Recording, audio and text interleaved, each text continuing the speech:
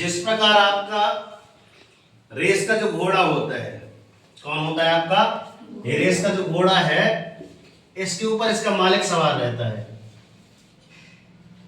और ये जितनी चाबुके मारता है, जितने इसके ऊपर प्रहार करता है, घोड़ा रेस में उतनी तेज दौड़ता है और जितनी ज्यादा तेज दौड़ेगा उतनी जल्दी इसको ट्रॉफी मिल जाएगी, अर्थात फर्स्ट आएगा तो ट्रॉफी मिल जाएगी।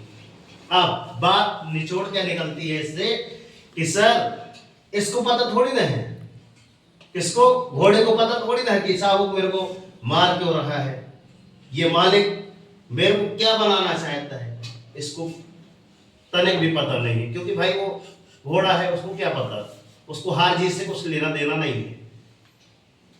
मगर ये इसकी चाबुक इसमें पड़ती है तभी इसके समझ में आता है कि मेरे को दौड़ना है, और जैसे ये दौड़ता है तो रेस में तो हो जाता है, बेजा हो जाता है और अपना मतलब खिताब हासिल कर देता है, फर्स्ट रैंक लेके आता है और फिर उसके ढेर साल क्या मिलता है? रुपए पैसा मिलता है। किसको? मालिक को। और जब मालिक को रुपए पैसा मिलेगा तो बताओ इसकी देखभाल ना करेगा और कैसी खातिरदारी करेगा? एक से बेहतरीन इसके लिए खाना पीना लेके आएगा। तो ठीक उसी प्रकार आप सोचें कि घोड़े की तुलना किससे की गई है? शिष्य से। और ये जो मालिक जो बैठे हैं ना, आपके गुरु है,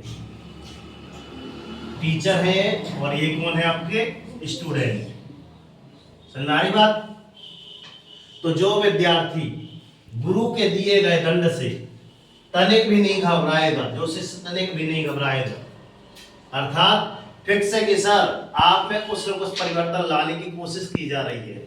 नहीं कहते हैं सर जो डर गया सो मर गया, सुना होगा आपने कई बार।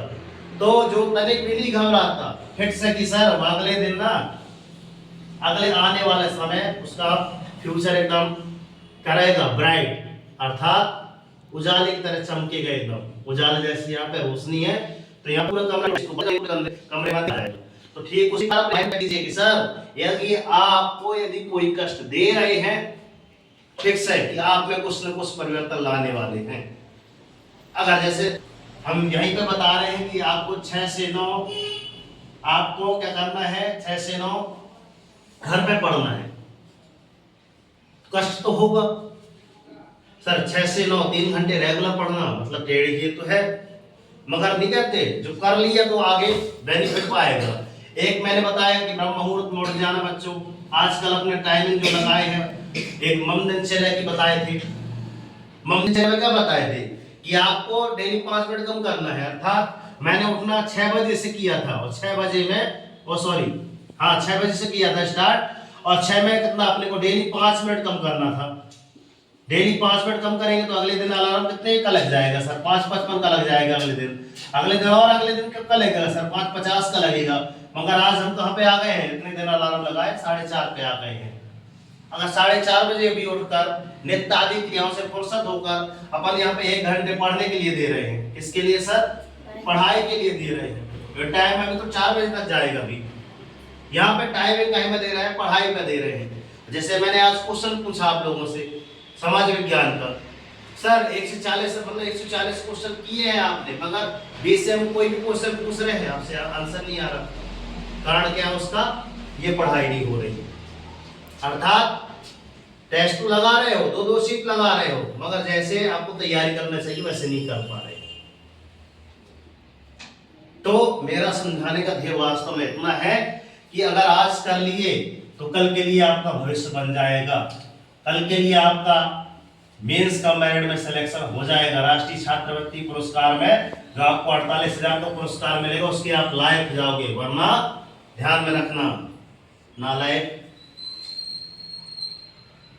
हो जाओगे तो आपको कहीं जिक्र नहीं किया जाएगा। जिक्र उसी का होता है ना, जिक्र उसी का होता है जो यहाँ पे कुछ करके आते हैं। ठीक है, इसके भाई का क्या नाम था? गणतज्ञ का नाम क्या है? गणतज्ञ प्रशांत।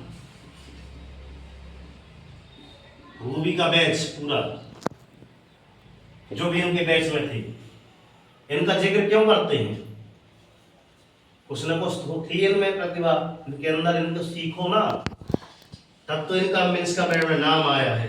कुछ अपने जो सिलेक्ट हुए पिछले साल उनकी फोटोज वहां पे है, और सोचो उनको कितना अच्छा लग रहा होगा, उनके पालकों को कितना अच्छा लग रहा होगा, कई बार इधर से गुजरते हैं।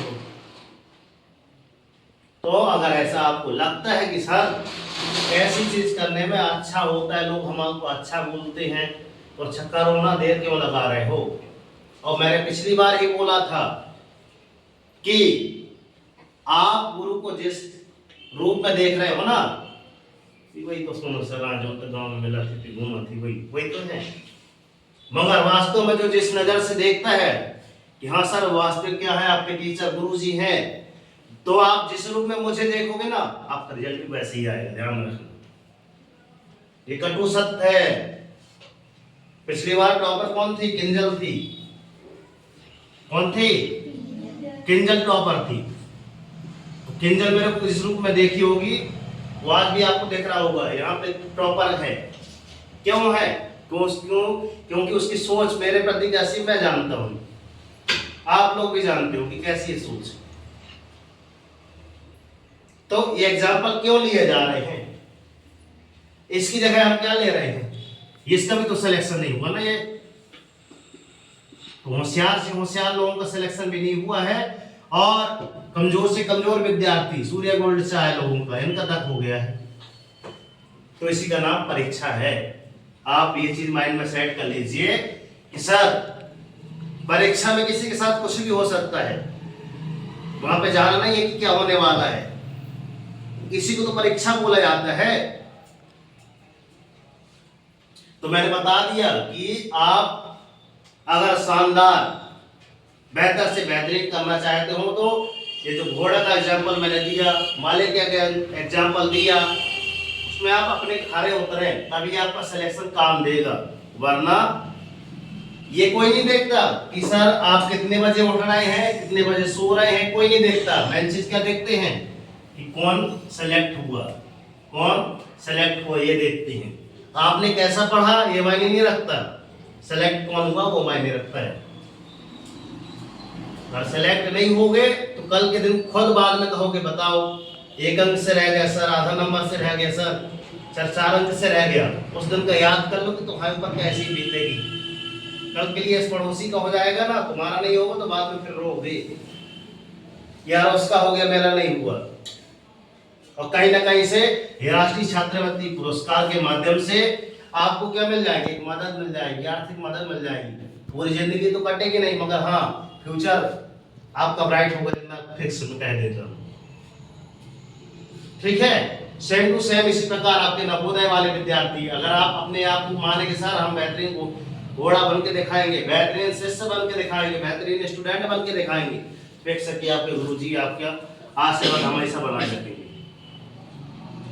ठीक है, अभी आज से प्रण लो। और मैं हमेशा क्या बोलता हूँ कि कर दिखाओ ऐसा कि दुनिया करना चाहिए आपके जैसा। आपके जैसा कब करेगी?